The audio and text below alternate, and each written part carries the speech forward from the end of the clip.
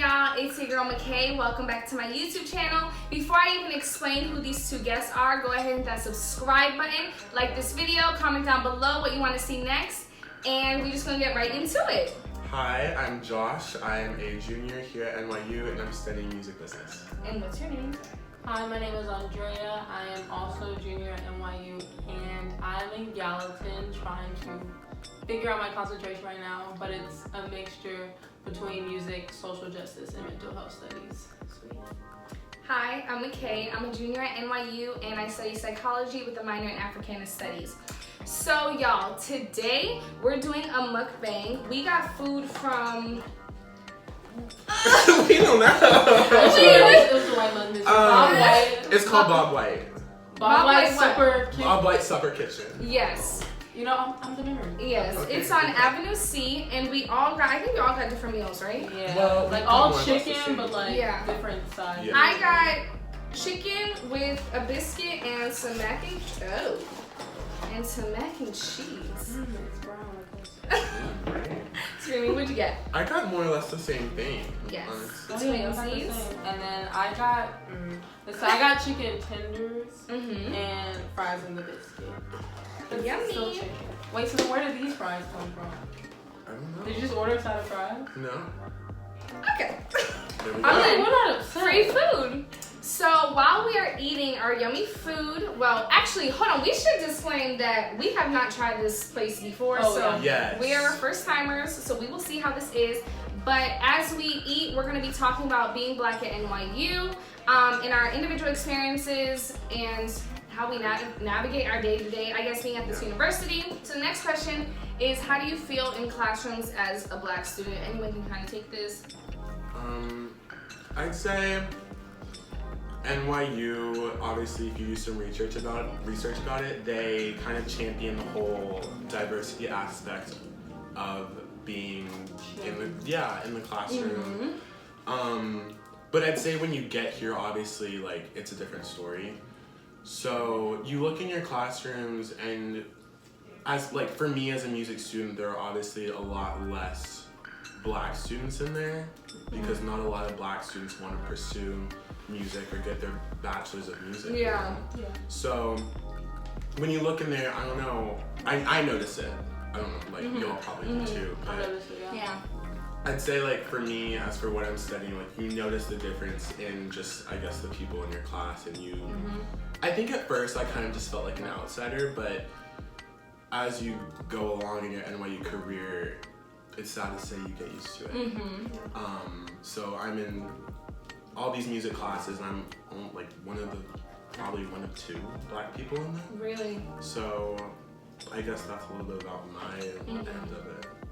Yeah, no, I agree, especially in like the theory and oral classes. I feel like in general, at least it's juicy. Right? Kind of going off of what you said, Josh, about how you get used to it. What was interesting for me was that I felt like that. I feel like at first you feel like, you know, the minority, you just feel like, you feel the number, like the physicality of it. But then I also feel like once you get more into it and you get more invested in these classes, it becomes almost this like internal battle while you're in class, especially like when you want to say this, if you want to say something about a topic, but it's kind of has like a certain way you might envision it, especially if you know you're in a class with like all white people or It can give you other some like sort of backlash. Yeah, for sure. And you might be afraid to like, okay, like I know like these people aren't gonna get what I'm saying because of the way I'm framing it and the way that I grew up. And that can be like for other like backgrounds, but I feel like specifically for like Black people in America, especially in this time right now, with how like polarized like Everything. race has become. So I feel like that, and then also the part about like how you get used to it. But I feel like it's interesting because last year I had a special opportunity where I was in the Black existentialism class, the Black professor, which you know we get rarely here, female Black professor. And so in that class, the minority was white. There was only like 3 white people in that class, and like it was all like Black people. I mean, it was so different. Like when I walked into that classroom, I was like, oh. But Right. this is where I go. Yeah, I was like, how do we have classes like this here? I've never had this. Like going from that class and then returning back into the theory world. my like or just into like these like other like, especially within literature, because that was kind of like a literature philosophy class, and now being in another literature like kind of philosophy class, but it's like majority white, you can definitely feel the difference. And like just like how people word things, how people, it almost feels like a tension of everybody trying to like outword each other with vocabulary, like how they frame their experiences, like even the way the professor teaches. Like I have a really good professor in one of my classes, and the way she frames like the question and how she runs her class is amazing. But just like compare it to like my black female professor, like how she allows the students to make up the space, and how she doesn't like always try to let her ideas like influence what the students say. I feel like a lot of like white professors here It's do really that. rare, like to have that. I'm in a class like that right now, like very similar experience. It makes you think about your other classes, like this is not normal. Okay, so that's not normal. But this is special. Yeah. But mine is actually the other way around. So since I'm an Africana Studies minor, obviously I take classes about Black people, African people of everyone of the diaspora. And so right now I'm in a class called Afro-Latinx History and Culture.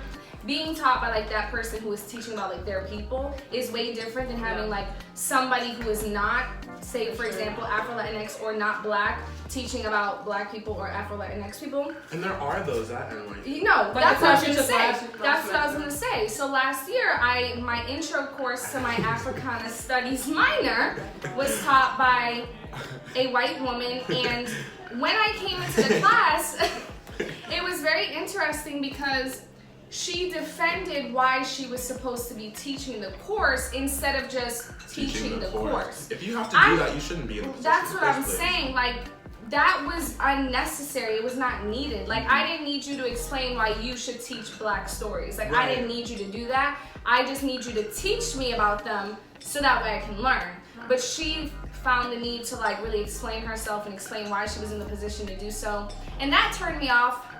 From the jump. Yeah, from the jump. And then with this class that I'm in, my teacher does not explain why she should be teaching the course, because you can see why she's teaching the course, you know? And she's just knowledgeable, and she's just teaching us what we need to know. And she's also very opinionated, which I do appreciate, because she like will say like, no, that's incorrect, or like, this is the correct way to think about it. Right, exactly. So it's definitely a different experience being like me studying something that has to specifically do with a culture. So like the people who teach it make a difference on like my experience. And so going to Ghana, being taught by all Ghanaian professors, quite interesting enough, I did have one British professor who was Ghanaian, like naturalized. So that was quite interesting. Yeah, he was white. And so, but being in Ghana and being taught predominantly by African, by Ghanaian professors was truly a different experience that I would not have experienced at like NYU and like New York. Yeah, for sure. So next question is, how do you see diversity and inclusion at NYU? Let me actually say something real quick. Yeah, you go first. So that was another thing that really like made my mom really want me to go here, because she's like, it's so diverse because of the way that they marketed it. And I will say, like, during the tours, they made it sound like, yes, like there's this percent and this percent applied and this percent got in. That's what they Black and Latinx. And so I was like, oh wow, like yes, very diverse, whatever. And then when you literally step on this campus, you notice, wait, like 1 and 1 don't equal 2 right now, because it just doesn't add up. So it was, and then I think I've become more aware of it now, being that I just studied in Ghana last semester with all, like I'm in an African country, so there's Black people everywhere. And then coming back here, it was kind of a culture shock for sure. And now I'm realizing it more, like noticing it more. Like I am one of the few Black students in the class where I'm the only one. But it's interesting, like with the diversity and inclusion, because it is very marketed to us that the school is very diverse. And I always think back to my freshman year. I was in a suite of 3, and so me and my roommates were kind of talking about this, and we were just talking about like, because we were talking about the incoming class and how they had put up like all the stats and everything. And so they love the stats. They love the pie charts. Every single year, like look how many people we included, and everything. And we were talking about it, and so I was saying, like these stats, like they frame them in a certain way to make us think that It's different from how it actually is. It's different from how it actually is, and so they make it seem like we have like this many, like we have like a lot, like a big black community at school, and like there are a lot of African Americans that are accepted, and that might be true compared to other colleges, right? But you also have to think about how big our school is. Our school is huge, and then also so just like the framework of how they do it, it also makes students believe that, because I remember with one of the specific roommates, we were talking about it. And I was like, that like at NYU, like the African American population is like under, like it's a single digit number. Yeah. And she was like, it was like 9 or 8. It was it was 4% though when we were freshmen. I'm pretty either 4 or 6, like very low. Yeah. It was definitely like, I'm not sure. But now it's at 9. 9. Wow. Maybe 9, yeah. Okay. But still like that's that's a single digit number. And I remember she just could not believe it. She was like, there's no way there's like only 9% like African American. I see a lot of black people on campus, and I was like, the same ones. Right.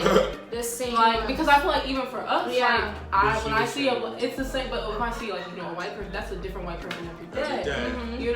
Like with the black community, it's like I was surprised this year because I felt like I saw new faces, and I was like, oh, okay, like I was actually I'm happy though, honestly. But it's like, and I think that it speaks to, and this is me gonna get into like my whole diversity inclusion, so I'll make it short, but it's interesting how they put the two together, because I think sometimes it's so easy because of how like things are framed, not diversity and inclusion together, but you can have like this diversity like physically like showing that, but it doesn't mean you like you kind of like take your diversity and like actually care for them, I guess, in a sense, or that it's inclusive. You can have all these different types of people, but it doesn't mean like you make it an inclusive space. Like, and you can see it in the students too, which is why it's like this inclusion aspect. I'm like, where? Because I remember when the whole watermelon situation. Sorry if you're not familiar with that. Basically, let's just give them a spiel.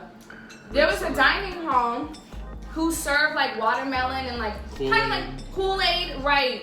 To signify, what was it? It was like Black History Month. Black History Month. They served like Kool-Aid, watermelon juice, greens, like some soul food, like whatever their type of, I don't know, their flavoring of of soul food. But it was salt and pepper. I think like people petitioned like to higher ups.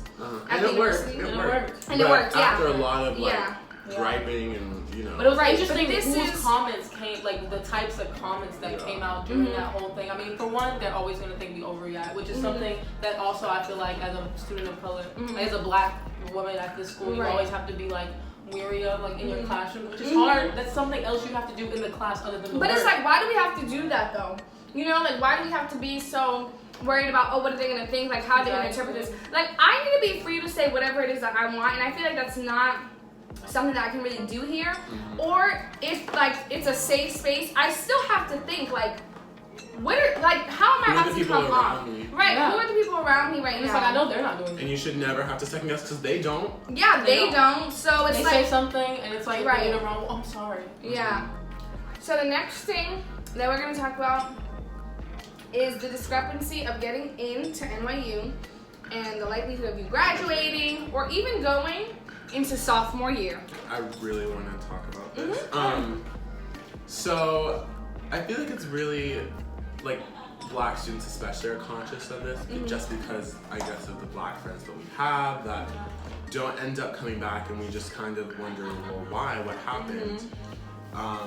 But for you guys that don't know, NYU is a school that loves to kind of showcase the rates that, like of getting in. So, this is the tagline that they always announce when they have a new class. This is our most diverse class of all time. And it's just that's cool, but what about the percentage of people who that are part of that statistic who are graduating? Why don't you guys ever announce that? And it's either their FAFSAs are being taken away or y'all aren't giving them the resources in order to succeed at this school. Tuition increases, but the scholarship doesn't increase. Tuition increases, scholarship doesn't increase, and they can't afford it, so they have to either drop out, transfer, or God knows what. And so you have to figure it out. Yeah, you have to figure it out yourself, and you're kind of left in this position where, this school is making so much, is in headlines because of me, but they won't even help me out in terms of like money, like, which is just the biggest thing of it. But I don't know, it's sad because you meet these people, welcome week, your freshman year at your first BSU meeting, and they won't be with you on graduation day because of what this institution holds dear to them, and that's just you being a statistic. I don't know, I guess that's just my experience from it, and it's messed up. And it's like, what do you do to help them? You don't even have the resources yourself, like in school to, because you're trying to stay afloat also too, so it's just like. And then if there is like, I want to say like, if there are like certain ways to kind of like make sure that you do return, like for example being an RA and having like housing covered, there's only 350 slots, and how many people are applying, and that's another thing. There are some people who apply for certain things just to apply, but there are some people who apply because they actually need it. And I think a lot of people have to think like that. It's like, okay, if I don't get this position to get the scholarship, okay, so what's the next step? And that sucks, because like when you go to a school, you want to enter that school and stay there for the 4 years and graduate on time with your friends. No problem. With no problem, right? Because you have a plan. But so we'll just say that to say they're always saying we have 19% black accepted into the class of 2023, I think, or 24, whatever the class is now. But how many actually get in? Like come to the school. What's their financial aid what's package? What's the attention rate? Like, right. And the graduation rate. But like, of the class of it's crazy. Put that out too. Let's see what we get. Right. But that's not on that. So the next topic is competitiveness with friends. Is this our last? Yeah, it's our last topic, y'all.